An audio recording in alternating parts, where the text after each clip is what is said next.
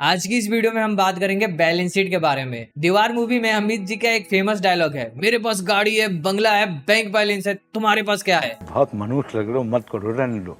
यहाँ पर अमित जी अपने बैलेंस शीट का एसेट साइड को एक्सप्लेन कर रहे हैं। देखो, बैलेंस शीट में दो साइड होते हैं, एक साइड में होता है लायबिलिटीज और दूसरे साइड में होता है एसेट्स। एसेट्स ये बताता है कि कंपनी के पास कितने की संपत्ति है, और एसेट्स दो टाइप्स के होते हैं। एक होता है नॉन करेंट एसेट, इसका मतलब जो एसेट्स एक साल से ज्यादा चलता है और उसको बेचने में भी टाइम लगता है, जैसे हो गया लैंड हो गई, प्रॉपर्टी हो गई, बिल्डिंग हो गई, गाड़ी हो गई। और दूसरा होता है करेंट एसेट्स, ये वो संपत्ति होती है जो हम जल्दी से जल्दी उसको कैश में कन्वर्ट कर सकते हैं। जैसे क्या हो गया, बैंक बैलेंस हो गया, आप जब चाहो जब आप विड्रॉल करके कैश निकाल सकते हो। अब बात करते हैं लायबिलिटीज की। ये बताता है कि कंपनी के पास कितने कर्ज हैं और किस किस से जो उधार लिया है उसको देना है, और ये भी दो टाइप्स के होते हैं। एक होता है इंटरनल लायबिलिटीज, ये बताता है कि आपने और आपके पार्टनर्स हो गए, चाहे जितने भी शेयर होल्डर्स हैं, उन्होंने मिलकर कंपनी बनाया और उसमें 1 लाख रुपए लगाया। ये सारी चीजें आती है इंटरनल लायबिलिटीज में। और दूसरा होता है एक्सटर्नल लायबिलिटीज, ये बताता है कि कंपनी को दूसरे लोगों को कितना पैसा देना है, और इसमें भी दो पार्ट्स होते हैं। एक होता है नॉन करेंट, ये बताता है कि कंपनी को 1 साल बाद चुकाने वाले लोन कितने हैं, जैसे 2-3 सालों के लिए लोन लिया हो।